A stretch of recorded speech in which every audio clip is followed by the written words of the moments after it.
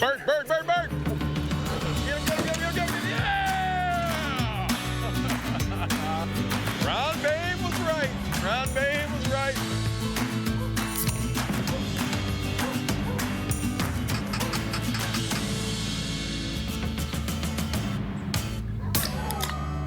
I'm feeling spry.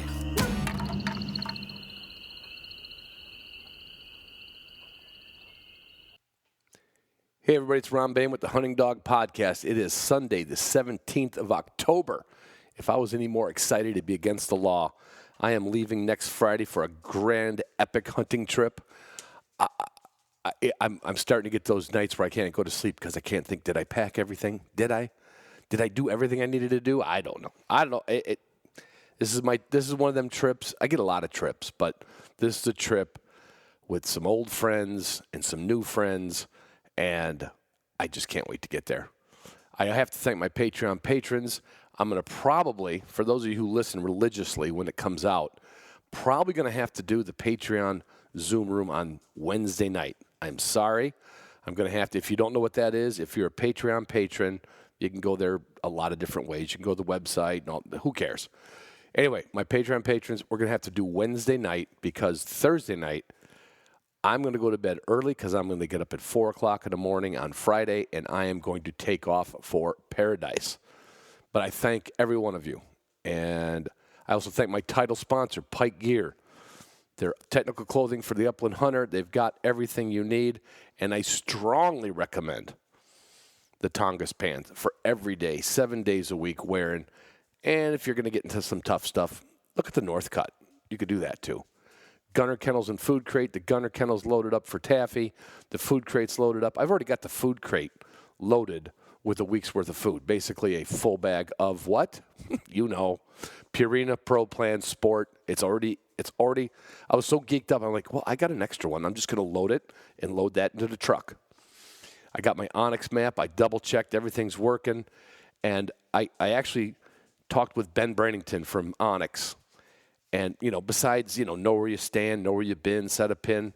I said, Ben, do you have the North Dakota electronic posting? He goes, of course we do, Ron. Why wouldn't we? I'm like, well, I don't know. I'm just excited. We're working on a little something on the side. We're going to do that later in the year. And, of course, then I went to my layers, and there it is. Because North Dakota has got still probably the greatest state in the union where you can literally hunt on anybody's land who doesn't post it, but you have to double check with their electronic posting now, and that is on my Onyx already. Comes with it. Didn't cost me anything else. My CZ's loaded. I'll tell you, I did a little wood duck hunting yesterday. I say wood duck hunting because that's all we got was wood ducks when it came to ducks. But we also knew that this little bowl of water surrounded by oak trees does nothing besides pull in wood ducks. And went over there with one of my daughter's best friends that they grew up with, Matt Zoll.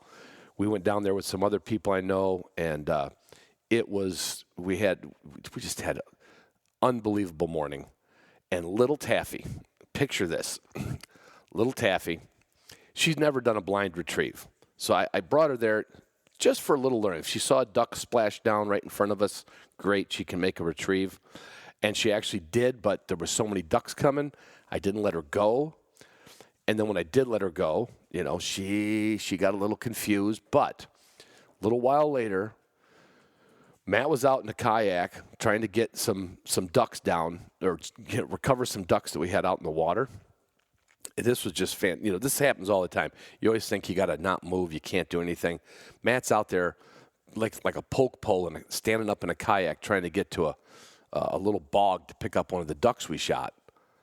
And here comes this flock of woodies right over the treetops, and we let go. Literally couldn't tell. I mean, you had a good suspicion that you might have hit one. But Matt, being out in the water, did not scare the ducks off. They were just coming through. And he says, Ron, take Taffy down to the end of this pond. Now, this pond's only, I don't know, 1.5 acres, 2 acres maybe, kind of rectangular. And he said, yeah, take her down the end. He says, one of them hit the deck down there. And I get her out there, and I'm trying to get her to go out in the water a little bit, and she's nosing around the bank. And it's one of them typical things you do. You want the dog to come over here. I was literally going to throw a stick out there about 10 yards where Matt saw the duck hit, but not Taffy. Taffy wasn't listening because Taffy, this wood duck, hit the water, swam to shore, and started going up through the woods in this bowl. And Taffy was tracking it. Of course, I didn't trust her because I thought the duck's got to be here in the water. And that little son of a gun, she came back with a Drake wood duck in her mouth from about 50 yards away, ran up to me, literally ran to me with this thing and said, here it is, here it is. Oh, it was great. And you know, that's just a long way to get to this. I was using my CZ ringneck side-by-side. And you might go like, what? The ringneck isn't a side-by-side, Ron. I said, well, it was in 2004 or 5 when I bought that gun. It was the 20-gauge ringneck. And, yeah, kind of a nice tie-in, right? Now, I've got this duck. I'm going to age this duck for a couple days. And what will I be using for seasoning? Oh, man, oh, my God, this is like tie-in to tie-in. I'm going to be using. See, there I screwed it up. I'll be using my Walton's spices because they got everything but the meat. I got the ducks. That's all I need. My K9 athlete, I'll tell you what, that's been coming in handier than heck with the heat we've had here. And my dogs are on it. They're on it every day with Hydrate and Recover.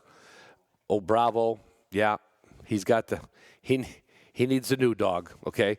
I need a new dog. Of course, I got a new dog. It's a 16-week-old wire-haired Vizsla. It's not ready for prime time yet. So I've got Bravo, my only veteran. Because he's my veteran, and he's going to North Dakota. And my girl Broncos, they ain't got a lot of experience. So hopefully new dog will do what it's always done, is give him that little extra edge.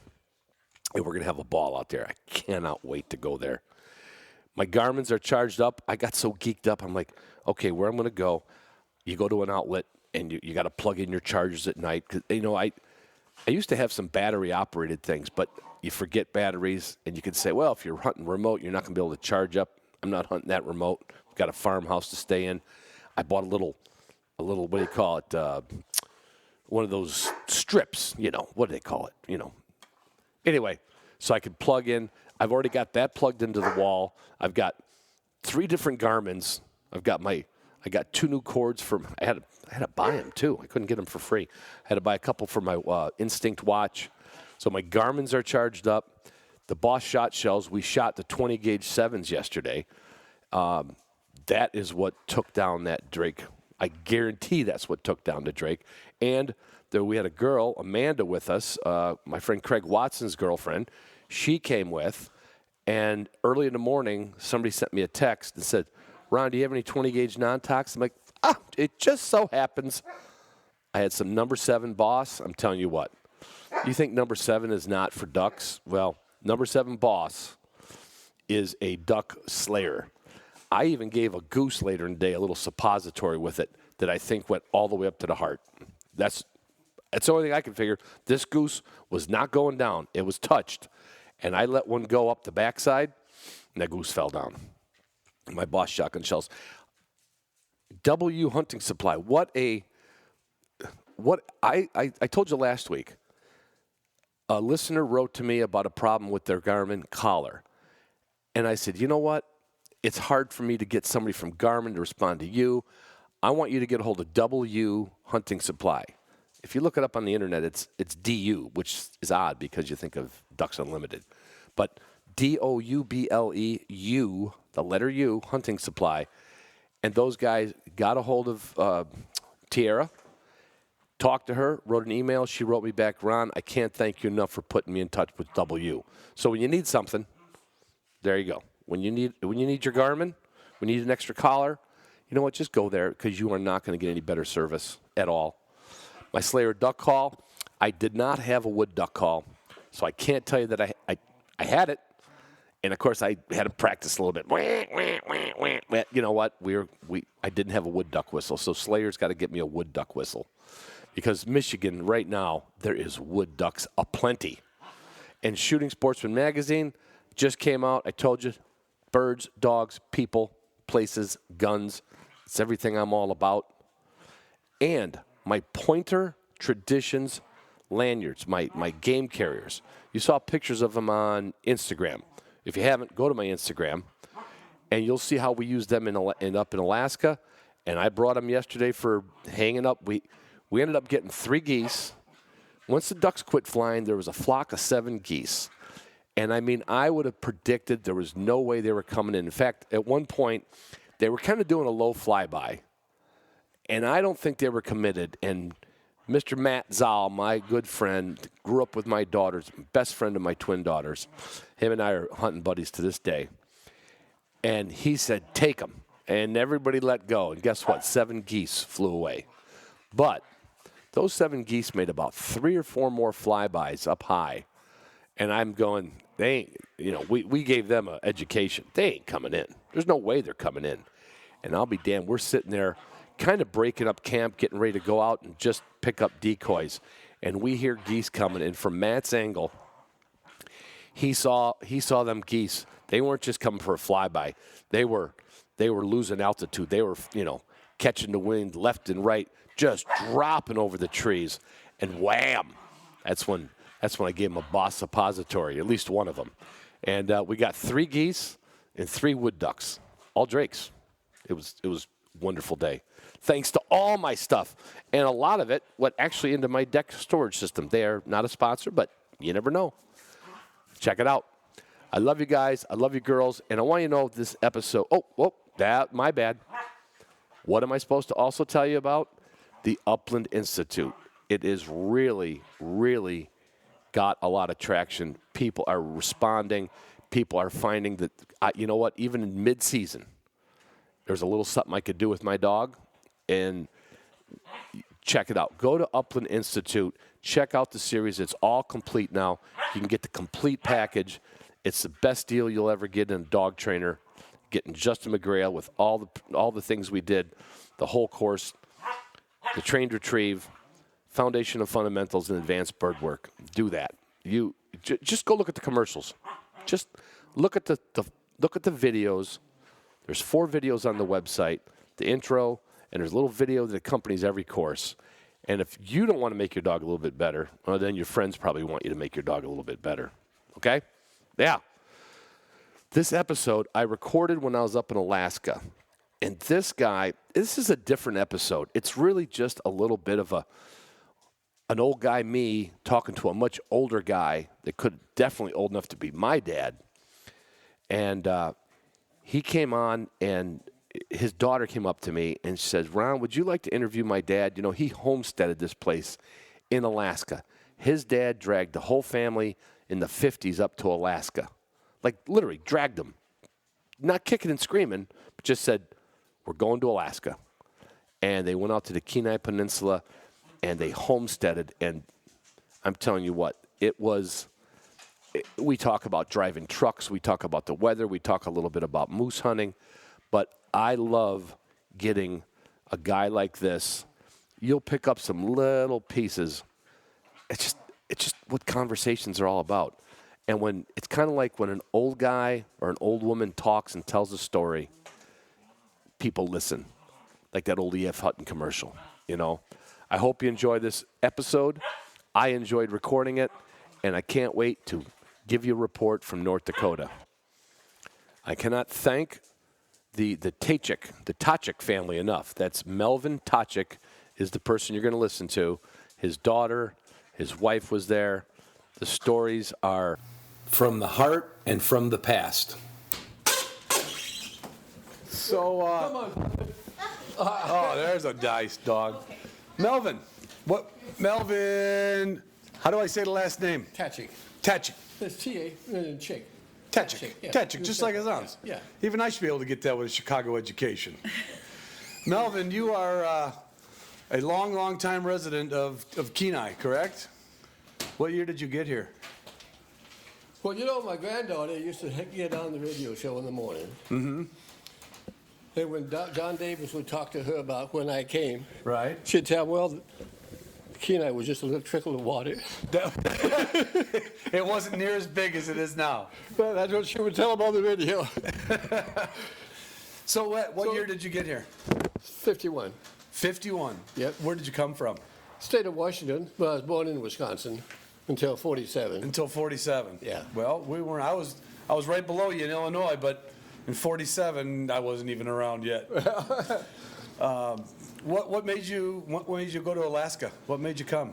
My dad always had the dream of coming to Alaska. As far as I can remember, he talked about coming, so finally we did. Just an adventure, like you're dragging up? Nope. Sold out everything in the South and came north. It wasn't a practice run. Nope. No. What was it? So what year was that when you got here with your family? 51. 51.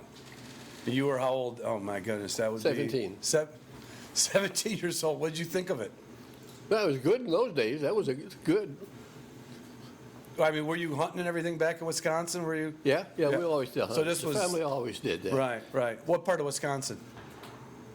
So Center part for the most part, but then all my relatives were in the Green Bay area. Okay. So they still go to the Packer On games? my mother's side, it was around Ladysmith in Center part, Wisconsin. Gotcha. And then my dad's folks was all in the Green Bay area. Lutherans? I had to scratch my head to pick them names a long time ago. No. Lutheran Church. No. Congregational. Back in Wisconsin, there's like more Lutheran churches, I think, than anywhere else. I don't know. Grandma was congregational. She I don't remember. Yeah. So you come up here at 17 with the family. Yeah. The Polish. What did your dad start doing for work? What did you do? Yeah, I worked for the Alaska Road Commission as a mechanic. Yeah? Is that what you did? No, That's what he did. that's what he did. What did you get for your first job here? Well, I did odd jobs, whatever came up. There was, back in those days, there wasn't much for odd jobs. All you had for an industry was either a government job for the road commission, government job for the airport, or cannery work in the summertime. Cannery work. So I worked 1 year in the cannery. It was Yeah. Libby, I don't know what they call it now, but it used to be Libby, McNeil, and Libby. Okay. And that was for like salmon canning and Yeah. fish canning. Yeah. One summer. One summer. Was that enough to make you not want to go back, or? Well, no, I took my money and I bought a damn truck. Okay. And for the next 50 years, that's what I did. Right, partner? You bought Bought a dump truck, a dump truck. put a fifth wheel on it, and started pulling the trailer. I was hauling out of Seward. They only had two ports of entry, Seward and Valdez. Anchorage didn't exist. Okay. So every morning, I'd be in Seward loading freight. And that one summer, I had, I've got all log books in the house. I had 212 trips in 10 months. Wow. That's not counting Homer and Anchorage runs. So you were like the Teamster of Yeah. the peninsula. Tastic Freight Lines, my brother and I had it. Really? What truck was that? The first truck? Do you remember? F800 Ford. F800 Ford. Yep. Manual steering. Just about. Right. Armstrong steering, as they called it. Armstrong steering. I mean, they all had Armstrong windows, but those truck had Armstrong steering. Yep. And then they did develop some good steering boxes that was, even in this day and age, it's the same as having power steering, but it's manual. Right. They were extremely Geared. good. They Yeah. were geared better. Yeah. You had positive control all the time. Right. You know, you could. Well, I mean, it's just like a car. Nobody gave it a thought about power steering on a car, but once you get used to it, you can't go back. Oh yeah. There's no way that anybody could drive a truck without power steering on it in this state. And it Yeah. used to be all your trucks, they never had power steering. Well, same thing with stick shifts, right? Yeah. I mean, clutch, manual transmission. Well, I'm still not. I'm still I tried that fascinated for with double clutching. Double clutch. One job I drove for Union Oil. They had a truck with an automatic transmission, and I hated that with a passion. You didn't feel like you had the. It just was not right. You take like even the motorhome, that Ford and all that. You know, it's good, Yeah. but it just seemed like you had to wind up that rubber band to make the damn thing go. You grab that motor up and push it, and you start moving it a little bit. So what were you hauling? Just freight for any company that Yep, needed. anything that was going on. So And there then- really wasn't anybody doing that for the most part. Not really. No, I mean, to where you guys were making a business out of it. Yeah. Yeah. And then I ended up going to work for another company that was strictly oil field work. Okay. Because the Swanson River was coming online and everything at the inlet. Well, when they did the inlet, I was dispatching trucks for a company out at the big tenders. Okay. We had 12, 15 trucks all the time on the job out there. But that's 24 hours a day, 7 days a week. You never get a break. Because them oil companies, they can't operate without a panic button. Right. Did you, The only thing, in a drilling program on an oil company, I'll admit, anything goes. If that's something, they need something, they get it. The heck with the cost. right. Once it goes into production, boy, they get tight with that dollar. It's two different jobs. Will they spend $1 to save a penny? You better believe it. But the deal is that drilling rig is costing money. Right. If it's not turning, nobody's getting it. Right, So right. I can understand that. Shoot, I've been clear to Prudhoe Bay on a hot shot load of 6,000 pounds because they need something that's faster than putting it on an airplane. Right. Right. Those You are can't- good loads. Paid well. Well, you get paid good. but Right. Save wear and tear on all that equipment. I did some work in the filling industry with milk and creamers, and Yeah. in fact, those little International Delight creamer cups over there, I'd go to Germany and watch the machine run, and they would ship it back over here, and then I'd put the machine together. But once that filler's running, it's just like you said with the oil company. If that thing isn't spinning and filling cups, you know, we don't care what we have to do downstream, that machine keeps That machine spinning. keeps It's going. printing money. It's printing money. So how long did you stay with trucking then for your career See, here? I've been retired 20 years now. I'm 87, Yeah, and I retired at 96. in 1996. Yeah.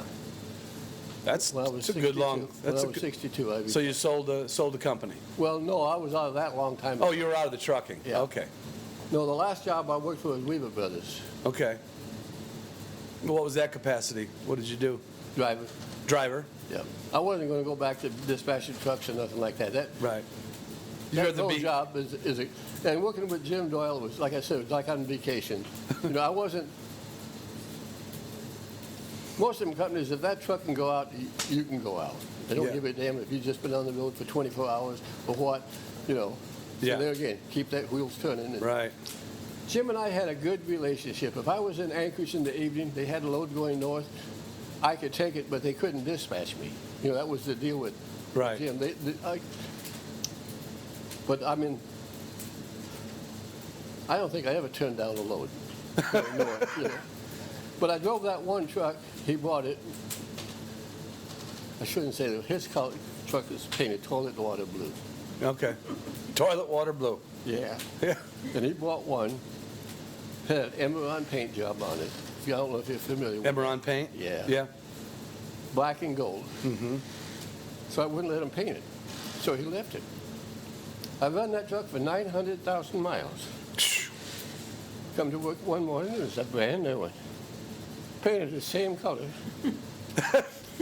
Of the original one with 900,000 miles on it. When he replaced 900,000. it, he went outside, went through the paint shop, got the picture of the original paint, and had him paint my truck the same color. Oh my God. Does it shut down? Does trucking just shut down here? Or do you, no matter what, are you going to be taking a truck out? Or is there a couple months where it just, you, No, I've been completely retired for the last 20 years. no, I mean, when you were working. No. When you were working, the weather, No, that was not the, weather didn't mean it nothing. was like the mail, it's got to go through. Yeah. He said it was nice when he retired, that when it rained in January, Yeah. he knew he could stay in bed. God. Well, that was the deal. See, I mean, I had experience on the road clear back into the 50s. Right. I mean, you're a So real any time- driver. So any time you had a hot load in the wintertime, and Yeah. that wind was blowing, a lot of companies run their own trucks, except when the roads are bad, then they want a Right. commercial truck to come out. Yeah. You're contracted. Yeah. And, And you would take the load. yeah. But I went to work for Jim, and about the first time he called me about 10 o'clock at night, one of the companies that hauled their own freight, Yeah. one of the commercial truck And I says, Jim, I don't know if I can make it. I'm tired. I can't round trip Anchorage without getting some sleep. Right. I'll call you back. He never called me back. 2 weeks later, I asked him about it. He says, you know, I told them people, if I can't haul the freight when the weather's good, I'm not going to haul it when it's bad. Which, I'm on his side. Why should he Yeah. Risk his. jeopardize his truck Right. because Right. their driver won't go on the road? Right. So that ended some of the crazy. I think it did, because I never got called in the middle of the night. But you can figure that if that wind was blowing and that rain hitting the side of the house at midnight, that phone was going to ring, because AIH and a couple of them other stores, Liquid Air, they run their own trucks. Yeah. Like those grocery trucks, Spanad used to do the same thing. They run their own trucks. I can't badmouth Spanad Builders because we did an awful lot of hauling for them. So regardless of what the road would be like, we'd go. Yeah. You know. But I mean, But back like, so just say 1960-ish, right? We're not Yeah. dealing with great modern equipment, no phones, no Yeah. cell.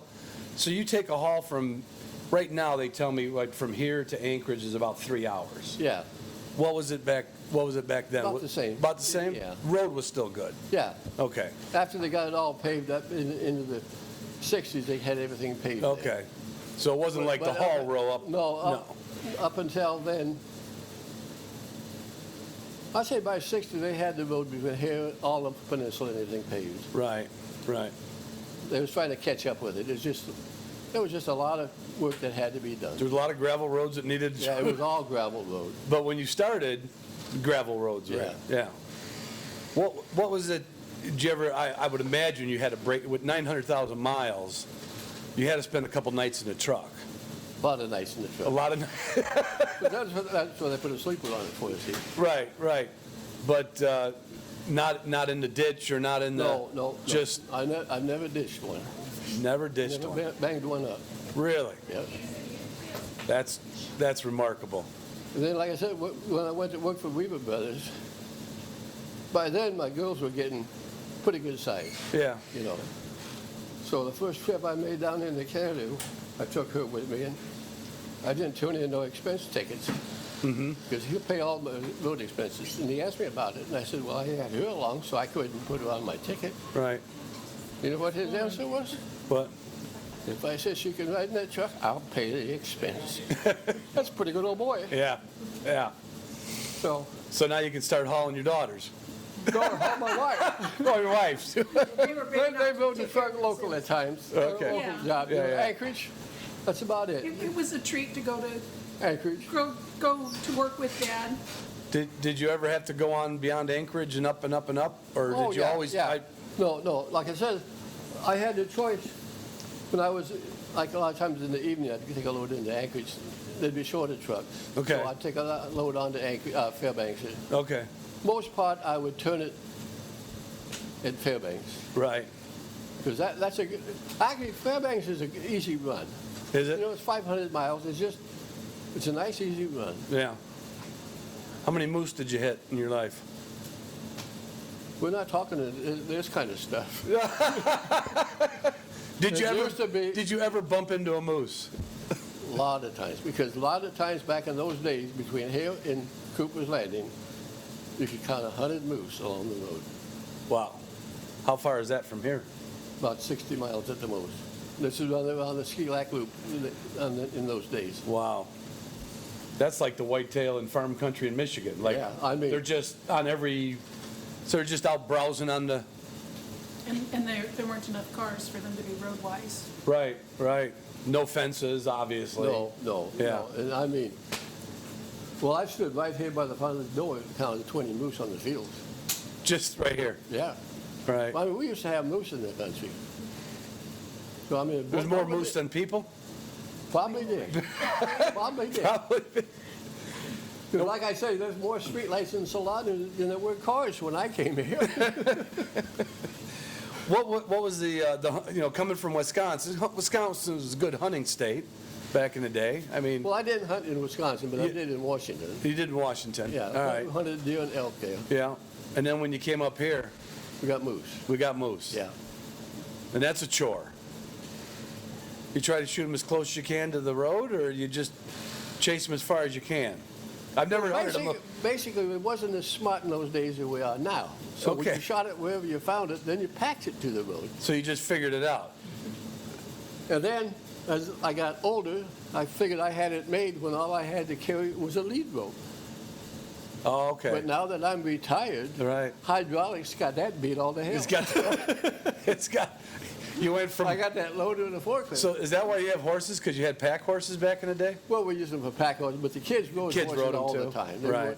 But we use them for hunting, and then, And then packing out? yeah. Some of those moose, it took 3 horses to It pack takes one 2 moose. horses on a big move. Yeah, I can't imagine. Three horses. Right. Yeah, it takes, like on the hind quarter of a moose, it takes 3 people to put the meat bag on it. 2 guys to pick up the hind quarter, and like her to put the meat bag on it. Wow. So we always bagged all our meat, never On the touched it. bone. Yeah, it's solid. Yeah. Our meat never got grass or leaves or nothing. We always had a ground cloth. It was kept absolutely clean. Wow. It's not like You I've seen would these guys take that drag it extra. down the- You'd take that extra time. Yep. Yeah. We kept, all our meat was always in a meat bag. And what is that?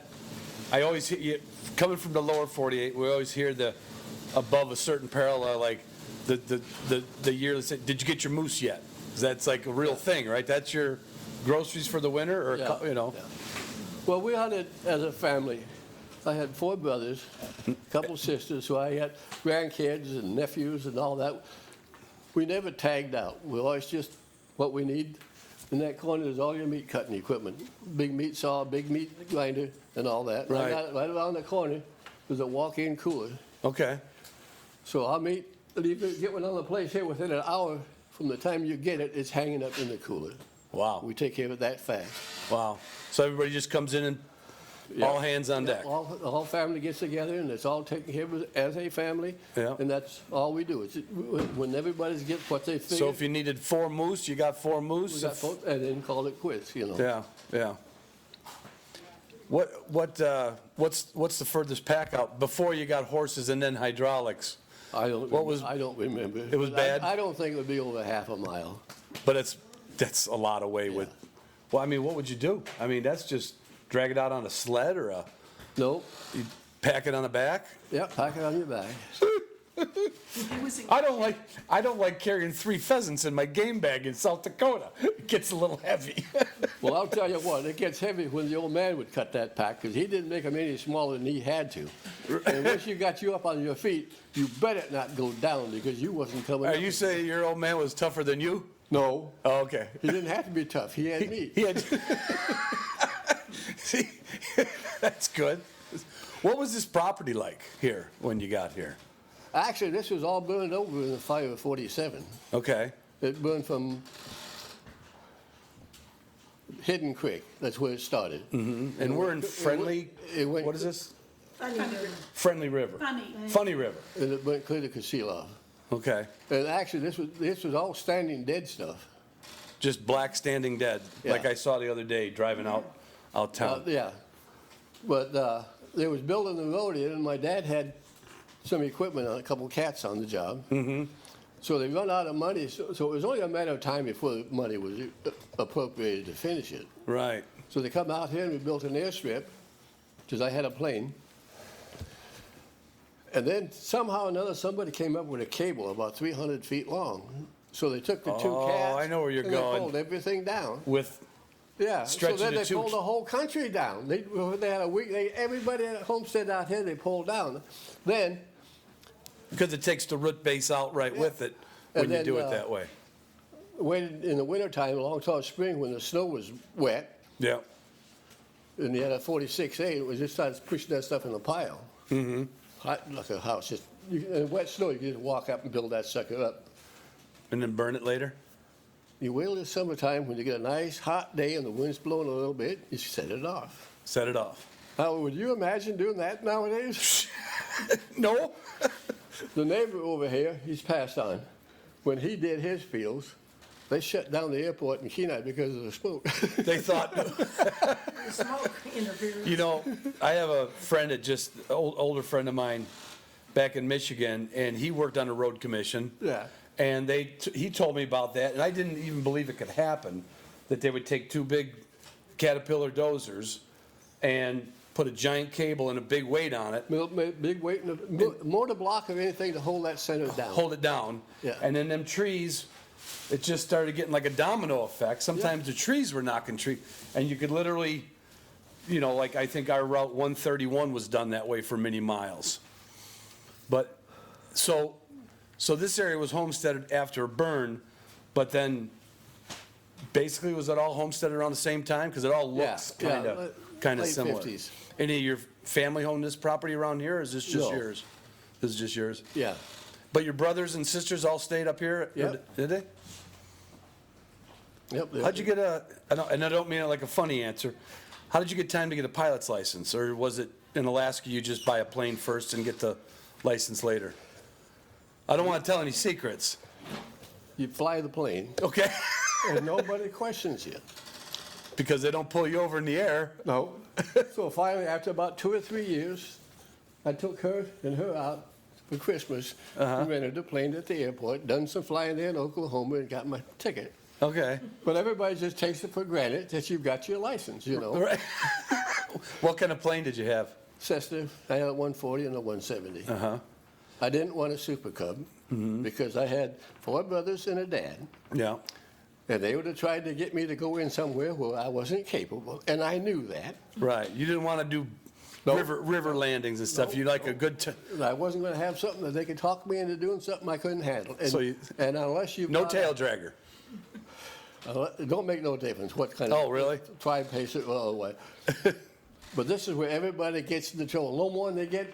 I can fly this thing, and they think they can, and they chop it out. Yeah. Because about everybody I knew that would buy a Super Cub, they had to fly them out of the bush. The only one was Harry Rigger. Did you? He was the only one that I know of that didn't have to have his Super Cub hauled out. Hauled out manually. Yeah. So, and I not to, I mean, that's the way everybody learned to drive a car at some point back in the day, right? You didn't worry about going to a Secretary of State's office, but you learned to fly someone else's plane, or did you actually say, I'm going to buy a plane and learn to fly it? It was both ways. Of course. Yeah. But, I mean, do you fly, or anybody fly, or like? No. That's kind of a like brassy, ballsy thing to just learn to do. Or is it no harder than driving a 1951 truck? Basically, come right down to it, that flying is just like another piece of equipment. Just Yeah. do X amount of things right Yeah. and It's just how you get feel to handling it. stay out of bad weather. Yeah. Stay out of bad weather and don't get smart. That sucker knows more about that airplane knows more about flying than you do. So don't mess it up. Don't mess it up. And I knew that. Everybody I knew that was at that time no more than they get a pilot license than buy a Super Cub. Because they want to go on an adventure or the bush. And unless you've got 600-700 hours, you're not capable of it. I don't Right. give a damn how good you think you are. Right. Did you ever have any planes that, like the Beavers that land on water? Did you ever do water? Nope. Always runway. I wasn't going to get in any spot where my brothers or uncles. Going back to brothers. And none of those guys ever got a pilot's license. Yeah, my brother did. Oh, your brother did. Yeah. Did he get a Super Cub? No. So, Nope. did you ever use it for a hunting trip? The plane? Nope. So it was just a convenience thing. It's It's like, moose. In those days, it was legal to spot moose with it. oh, it was. Yeah. So you could fly around and. So then you'd fly around, and we had 300 or 400 feet of rope, and I'd find one close enough to the road where the rope would reach it, and we'd shoot that one. Right, Well, it was gotcha. all legal in those days. Right. It wasn't abnormal. You had a plane, you were able to do it. Yeah. Well, we had plane delivery. We had a drop off up at Forest Cabin 4 days ago. One of Ken's friends took his plane out. We needed some waiter boots and some other stuff, and they made a phone call, and here comes the plane right over the trees. Dropped it out with a little light beacon on it. Dropped it on the trail. I'm like, where have I been hunting where you forget your waiter boots and your neighbor drops them off with an airplane? I mean, that doesn't happen in the lower 48. Not that I know of. When did you quit flying? when she come along. Yeah. I couldn't afford an airplane and a wife. Well, he sold the plane to pay for the doctor bill on the second child. So it wasn't at a home. It wasn't at home birth. It was in the hospital. No hospital. Oh, it was Dr. Gady's office in the middle of Soldotna where the pizza place is now. that's where you had your kids? Yes. They she was had a born. room set up for deliveries. Oh, I hope this picks this up. I think it should, but it's usually pretty No, and sensitive. then I had just filed on this that winter. We married her in the spring, so then it was needed the money basically to get this place started. Right, You know, get the house built and this kind of stuff. right. But you always had the runway there. Other Yeah, people we come had and the use it? runway. Other neighbors use it, or? No, it hadn't been used for a long time. As trees are growing up in it. Okay. But there was. Yeah, Yeah. Now, which side was the runway on from where we're sitting? over here. Over here Where in Ken that, is- that long field where we're in? Yeah, where Ken is. Right. That runs east, north and south Right. there. And then the driveway goes the other direction. Right. For Yeah. the other, On either one at one time. so we Gotcha. land both ways. Right. So you had, depending on the wind direction. What do you got to do to prepare the ground for that? I mean, can you just hard pack ground is good enough? No, we dug the holes and put a gravel strip in. Oh, you put gravel. I was Okay. just, would have been content to just put the dirt up and make it so it drained good and put grass Right, up. make a nice crown. Yeah. Keep the, But the cat operator that Dad had, started digging holes. We dug 6 or 7 holes and pushed the gravel up and we gravelled the whole thing, so. gotcha. I mean, it makes an all-weather strip. Yeah. But it was more than I needed. Right. So daily plane use. Now, so I'm trying to picture you're driving a truck, and you got an airstrip and a plane. What would you? Was there was no real road to get here? Yeah, there was a road in there. I mean, not a. When we first moved out, they were. By the standards then, it was a good road. They were building, Okay. but when he got the homestead, they were building the road out here. Okay. A lot of the homesteaders came across the Kenai River. Oh, okay. So this is a homestead property. Yeah. Yes. Right.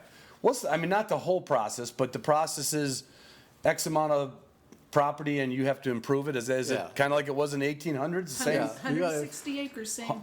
same thing. Same rules apply. Like they came out of the Civil War and they went to Michigan and all these soldiers got 160 acres? That's it. Same. So they were still giving land away back when Yeah. you got here. Actually, the military, all they had to do was live on the property. They didn't have to put it under production. Yep. But we had to. Oh, when you 40 mustered acres out and of- have- 'cause we put it all in hayfields and everything. Right. But you had to actually prove that you cleared the land and had it in production of something. Of something. Yeah. Right. And you did hay here then? Yeah. Is that about all you can do is hay? That's all we That's did. enough. Yeah. Yeah. All those bird fields Right. were all hay fields. All hay fields. One cutting a year, or could you get? Yeah.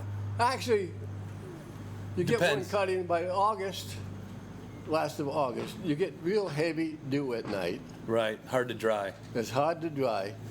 You might have noticed on the fence where there's a big side delivery rake I was building. Uh-huh. That was the idea of that. You could take a 25-foot swat, put Mm-hmm. it in a big windrow, Yeah. and then when you get dew on it, all you got is just that little crown that's got to dry. Right. See. Right. And but typically, it could be a pain in the butt for an August cutting. You just can't bank on the weather. Right. Right. Or farm on it. Or Yeah. so this is. It would have been actually a good setup if a guy would have fenced everything. Then after you cut the hay off, say put some livestock on it. Yeah. You know, Yeah. would have been Yeah, a yeah. good. No, did you guys ever run cows or No, cattle or anything? nope. No. Just horses for Yeah, just. Kids' horses and hay. pets. I don't think it What'd you get for Christmas, Melody? A horse? was a rifle. A rifle? A dog. I Melanie? remember what one year, Mom was, what do you want for Christmas? And I just couldn't think of anything I really wanted. And I found out later, Dad told her, oh, don't worry about it, I'll take care of it. I got a 22. I was Yeah. so happy. How old were you? 16. 16. Yeah, which really helped because we had miniature poodles at the time. Yeah. And during Christmas vacation, there were a coyote was out calling our dogs. Oh, yeah. So I got the coyote. Got. With the new with your 22. With your new 22. Yes, so I saved the dogs from the coyote, but they were smart enough not to go out. Yeah. When Dad and I went to go get the coyote and skin him, we found out it was an ambush, that there are coyote There tracks was- all over the place. Right, One was calling right. little dogs out. I've heard of that. Never been a part of it, but heard of It was a learning experience. What about the wolves? Do they stay just more away from you because they're not coyotes? There weren't wolves in the area. Really? They weren't then. Not till 64. 64. Fish and Wildlife brought them back in. Oh, They swore up and down they didn't, but I know the truck driver that was involved with it. So, yeah, I believe that. I've heard stories like that in Michigan. Yeah. Yeah. What about the bears? Always been bears, right? no, it's been bears. Ever had any No. real issues? There was one year they had my daughter and her cousins spending the night at their house one summer. And in August, the bears started coming out in dark and getting the fish out of the creek. Right. So the girls they put them to bed, and you need to go to bed. You need to stay in bed. Third Right. night, they went out, you have to stay in bed. And the girls were sleeping. It was the bear outside getting the fish. Oh, So it was a really good thing they stayed in bed. yeah. I'm not ready for bear. Well, while you're on the bear stories, her oldest daughter, Your oldest daughter. yeah, Youngest. Ken had that that fish wheel. So Sarah she's about 10, she'd go down there every day when they come out, had cookies for him and all that. Yeah. Ken got a pair of hip boots for her so she could help. Yeah. She went to school to be a game biologist. One of her first jobs was out there at Swan Lake taking care of baby moose calves. Okay, because they have that experimenting station out there. Her job required her to carry a shotgun, Right. but she was really trained in firearms and she could walk. Right. Well, one day when the guys all went in for lunch, she said something's wrong here because those calves where there was action, and she was standing there with the gun in her hand, Yeah. and this bear come running in for those cubs, and she just up and shot it. Yeah. I mean, she didn't call the boss. She didn't call nothing. She said there wasn't time to call. It was coming in. This is your daughter. My daughter. I mean, she stood the ground and saved those calves. So I tell everybody, I'm sitting, That's beautiful. yeah, she just, And how old was she? She had just graduated with her wildlife biology degree, All right. but she'd grown up She hunting. She'd gotten her first moose at 16. rifle was in By a Christmas herself. stocking, like your rifle was in your Christmas Yeah, stocking. yeah. I see a pattern here. But as her mom, I was really glad that her boss and his boss were there that day. Yeah. And they both came running when they heard the shot, and Right. they said, "You stay with the babies, and we'll go track the bear in the brush," because they Right. were both over 6 feet, and the brush was that high. Yeah. So Oh. they let her stay safe. But she stood her ground and took care of the bear. That's nice. Nice. Now, do you do any bear hunting here too, or do you just no, I, never been attracted to bear meat? nope, never been, don't really feel like punching holes in them. Yeah, I've met people that have hunted them before, and they're like, "Yeah, I hunted them once, and Well, I hunted one. I got a bear Skinning hide. it out's a little creepy." You know? I got a bear hide because a neighbor had one trying to break into her house, Yeah. and he was working on the slope. So I Right. said, if he shows up, give me a call. Well, she called one night. I'm locked in the bathroom, and the bear is trying to push the door in. Oh. Well, I have a couple 458s. So I went over there and took care of the bear. Yeah. So then, I mean, it was all legal because we'd get a bear tag in the fall. Yep. In case we had trouble in moose camp with a bear, we could take it and we would be legal to do it. Right. Right. So it was all up and up. So I did get me a bear hide, but I mean, it wasn't that I was hunting it. Yeah, you weren't looking for a bear hide that day. Because it was trying to break in the house. Yeah. And then some bears just don't mess with stuff, right? I mean, some Nope. bears just go their whole life, could care less. They don't. Do you? Now, we've got bear pictures of them fishing on the creek and everything, and I think that's one reason we don't have a problem, is because they come up the creek fishing. Right. And our deep freezers and all that is not out where they can see them. It's all inside. Right. Our barbecue is inside the deck, Right. enclosed deck. It's not out where they can see it. Right. And I think that's where a lot of this trouble comes in, because they can smell that barbecue for miles, Yeah. you know. But then they haven't- get there, and if it's all inside, They can't find it because it's all inside. It's all Right. cleaned up. right, You know, right. Even Sarah used to have a little campfire out in front of the house to cook her hot dogs, but she never left nothing out there. She Yeah. always picked it all up. And I think that's one reason we haven't had bear troubles. is Right. When they come up the creek, they're fishing. Right. And is it both black and brown here, bears? No, I've never seen a blackie on the place. No, not a black. I think the brownies keep them away. Oh, A blackie is a different animal than a brownie. yeah, yeah, A yeah. brownie will respect you. A blackie, I've heard from if what they I've heard, if a blackie comes out, you have to they're- shoot it. right, right. It's a predatory you attack. cannot chase them off. Right, yeah. You can't chase them off. Now I hear you have also quite the hunting history too. You've been all over the place, all over the world. Couple of places. Couple places. Where you been? Africa. Africa. What was that? What years were those? What era? 92? 92. About 98,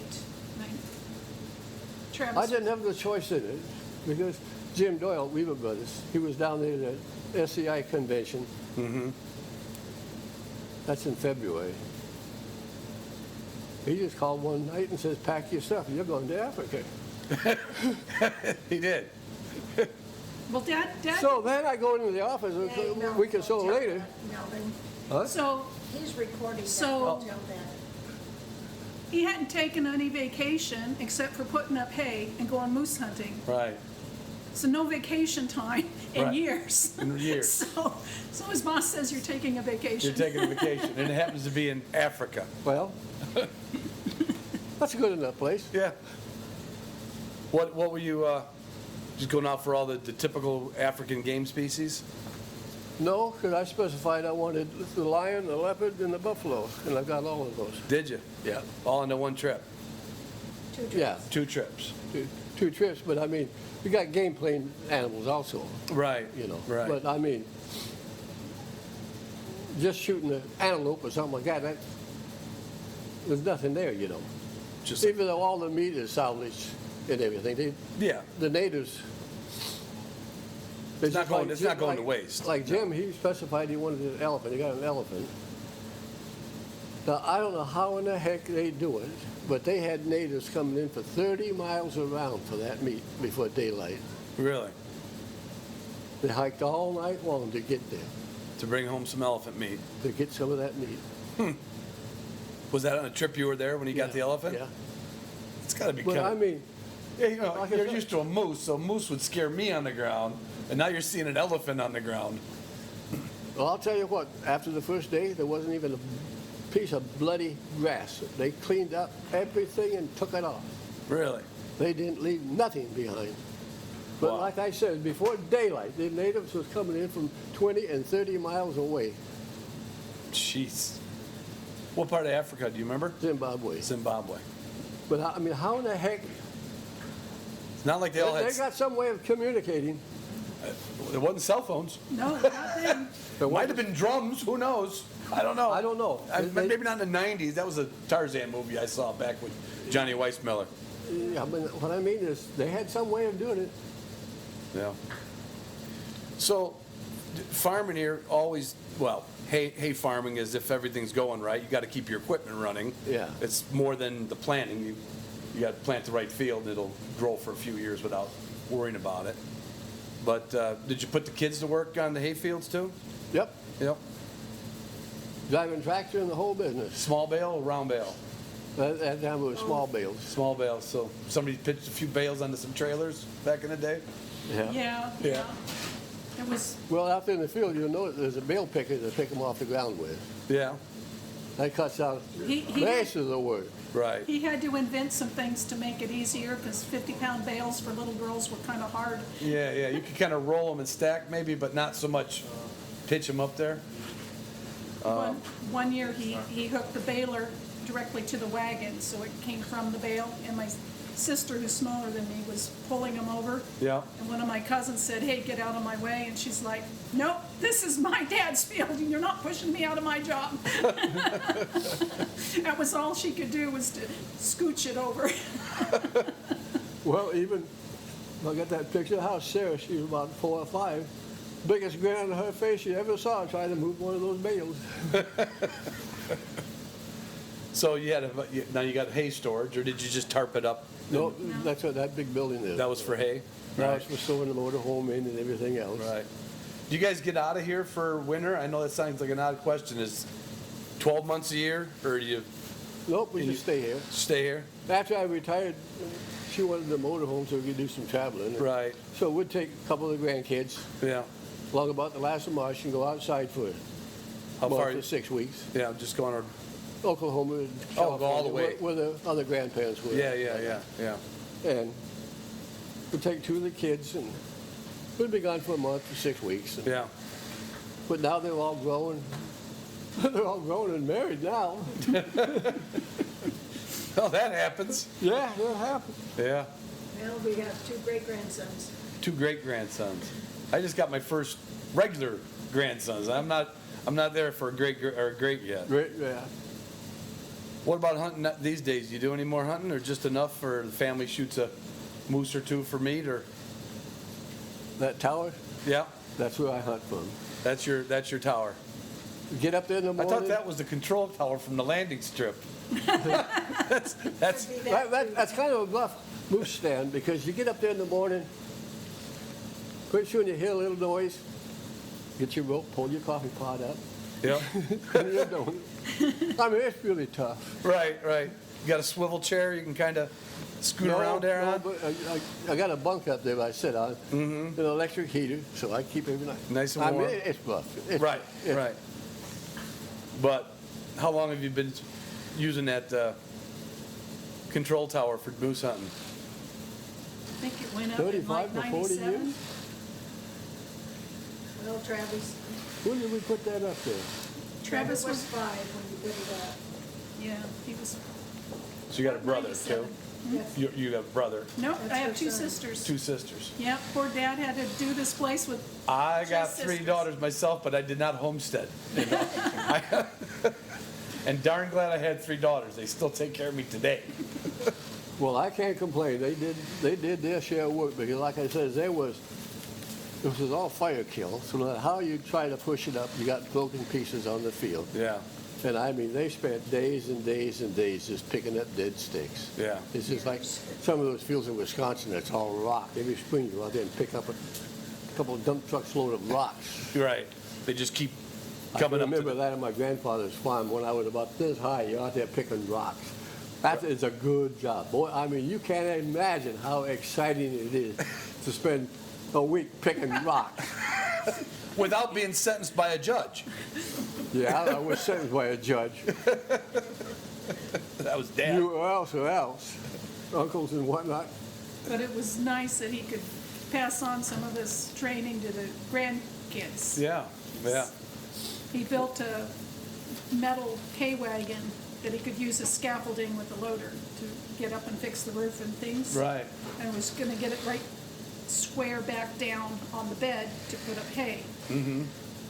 And I couldn't get it, the directions just right. So our son comes off from raking the hay and he says, I'll show you how to do it. He does a hand motion, son gets up in the loader Yeah. and he goes poop. With hand motions, it's just down like that. Well, that running gear out here on the fence line, Yeah. that wagon, the bed is over here on the ground. Mm-hmm. You can take the bed off.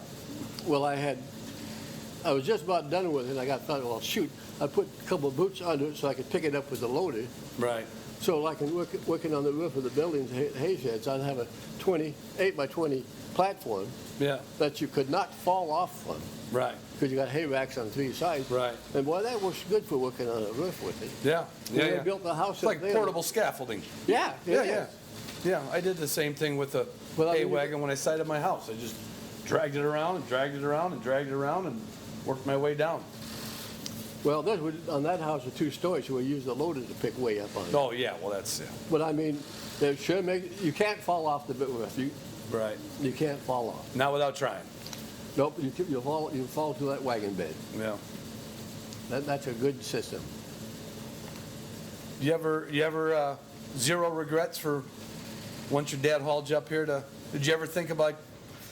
I don't know if I want to stay in Alaska, or were you Nope. from a teenager on? Yep, never give it a thought. Never gave it a thought. Mom said when she went back with my grandmother, she met his teacher who he had told as a child he was going to go to Alaska someday, and she didn't believe him. So even Dad wanted So you got to meet a teacher of his back in Wisconsin. Yeah, I think it was first grade teacher. No kidding. There was just something about him screamed, "Pilgrim, Pilgrim." Anything else you want to share? I mean, it's got to be some good stories out here in the bad winters and the. Can't be all paradise, Melvin. Well, Basically, Basically, it is. that first snowstorm when Shirley was a baby. No. I was maybe about 2 when we came home, and we couldn't come all the way up to the house because the snow was so deep and the T-bird got stuck. Yeah. He carried me to the house Yeah. and then went back for Mom and the baby and then went back for the groceries. And we were snowed in with no phone. He had to take the Ski-Doo to town, Right. and then I don't know what you came back with to plow the driveway. no, I didn't. I say the old man come out to see why we wasn't going to town. And then we he hauled a came out? D6 in to plow the driveway out. D6. Because it comes off this field and it would drift. Drift across the entrance. That's why I've got the chop hair on the north side of the house to keep the wind.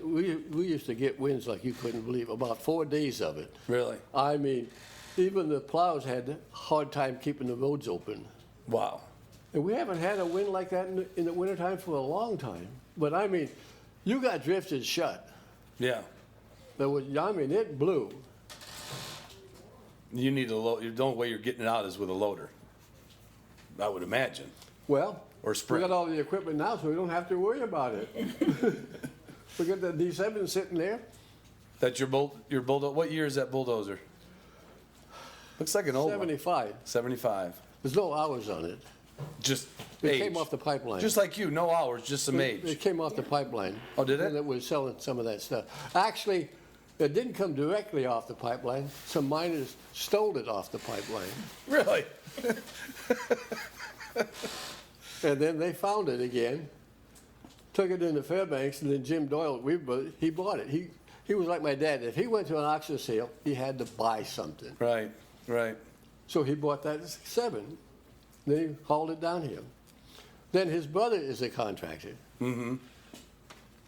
He says, if I take that home, my brother's going to take it away from me. So he hauled it out here. Here.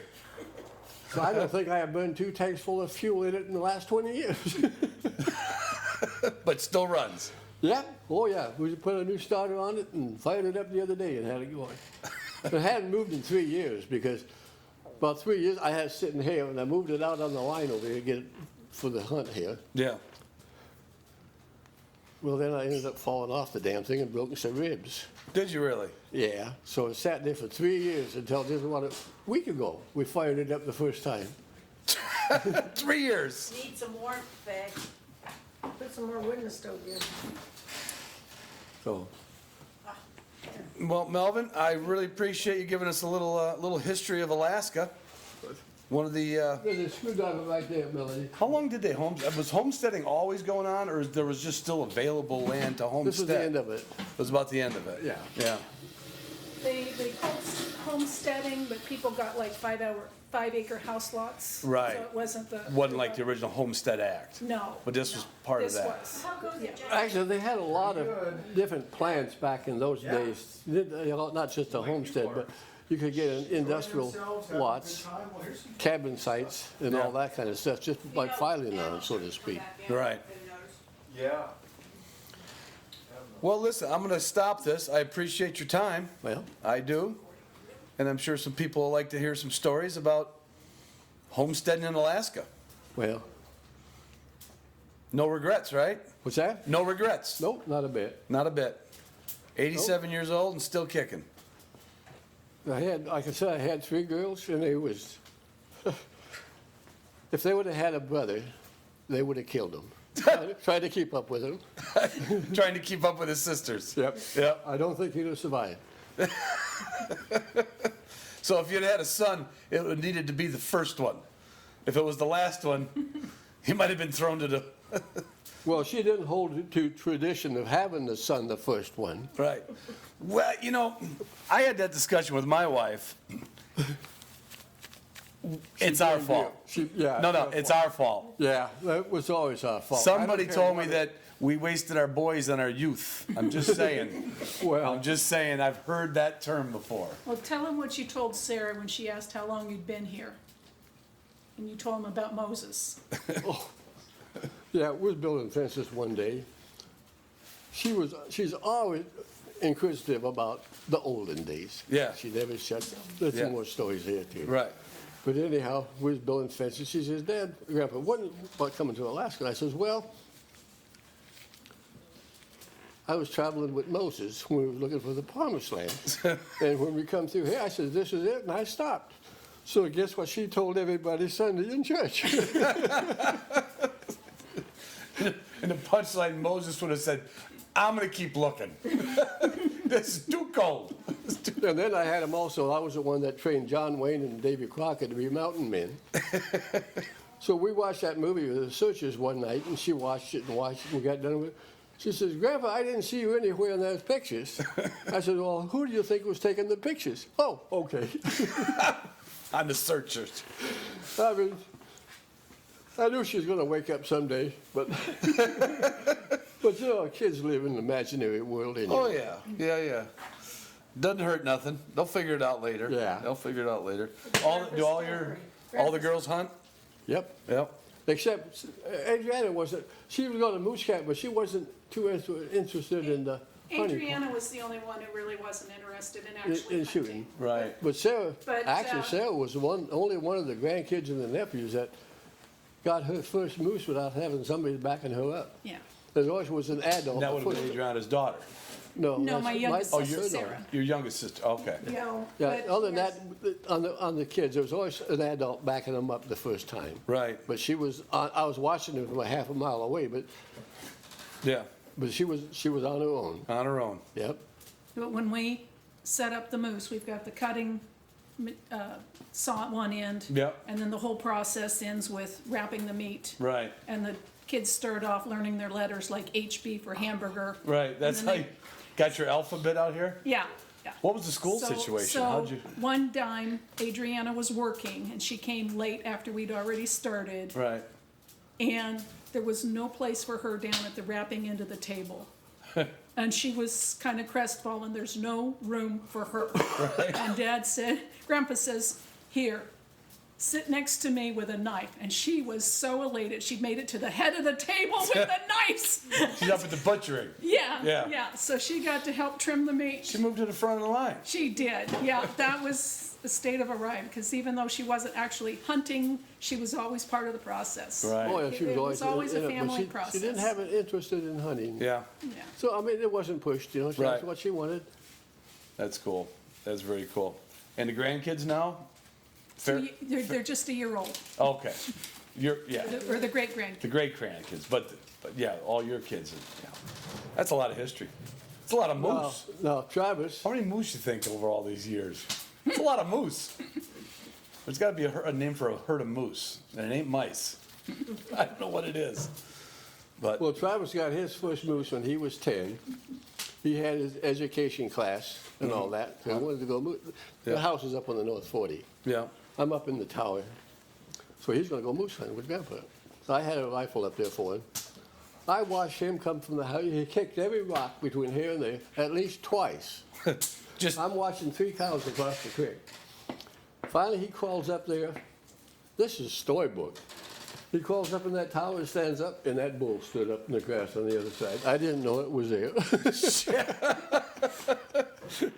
and he got his first He moose. got his first moose. I mean, I was watching those 3 cows for 2 hours, and I watched him for an hour coming down the field, kicking every rock, and that's a half a mile walk, and he was just, Doodling, dawdling, and kicking rocks. How far was that shot? Not much over 100 yards. Yeah. But what I mean is, that moose, I couldn't see it in the grass. Right. You know, when he gets up there, it stands up. Just I'm like, here. shoot me, shoot me. That's got to be pretty cool. And that still goes on every year, right? Yep. The moose, the process, the whole 9 yards. That's Yeah, pretty because cool. we got everything in Right. there. Got a walk-in cooler. Very cool. Well, I'm going to wrap this one up. I want to get a couple of the kids and ladies to tell a couple stories, see if anybody got a new experience today. But Melvin Tachik Okay. and Faye Tachik and Melody Newberry. I thank you all for inviting me up to the what would be originally the butcher room, Yeah. the butchering parlor, and sharing a few stories with listeners. Yep. Thank you, Melvin.